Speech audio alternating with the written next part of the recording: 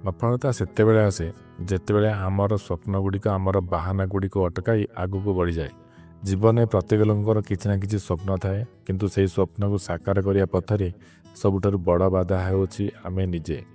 ଆମ ମନ ଭିତରେ ଥିବା ଭୟ, ଆଳସ୍ୟ, ଅସ୍ଥିରତା ଏବଂ ମୁଁ କରିପାରିବିନି ବୋଲି ଭାବିବା ସେଇ ବାହାନା, ଯାହା ଆମକୁ ଆଗକୁ ବଢ଼ିବାରୁ ରୋକେ।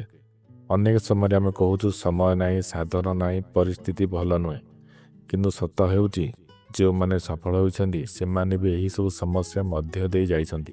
ତାଙ୍କୁ ଅନ୍ୟମାନଠୁ ଅଲଗା କରିଥିବା କଥା ହେଉଛି ସେମାନଙ୍କ ସ୍ୱପ୍ନ ଅତ୍ୟଧିକ ବଡ଼ ଥିଲା ଏବଂ ସେହି ସ୍ୱପ୍ନ ପାଇଁ ସେମାନେ ବାହାନା ଛୋଟ କରିଥିଲେ। ଯେତେବେଳେ ଆମେ ନିଜ ଲକ୍ଷ୍ୟକୁ ସ୍ପଷ୍ଟ ଭାବେ ଦେଖୁଥାଉ ସେତେବେଳେ କଷ୍ଟ, ବିଫଳତା ଓ ସମାଲୋଚନା ମଧ୍ୟ ଆମକୁ ଭାଙ୍ଗିପାରେ ନାହିଁ। ପ୍ରତ୍ୟେକ ଛୋଟ ପଦକ୍ଷେପ ଆମକୁ ସଫଳତା ଦିଗରେ ନେଇଯାଏ। ଆଜି ଯଦି ଆପଣ ନିଜ ବାହାନା ଛାଡ଼ି ସ୍ୱପ୍ନକୁ ବଡ଼ କରିବେ, ତେବେ ଆସନ୍ତାକାଲି ନିଶ୍ଚିତ ଭାବରେ ଆପଣଙ୍କ ପାଇଁ ସଫଳତାର ଦ୍ୱାର ଖୋଲିଯିବ।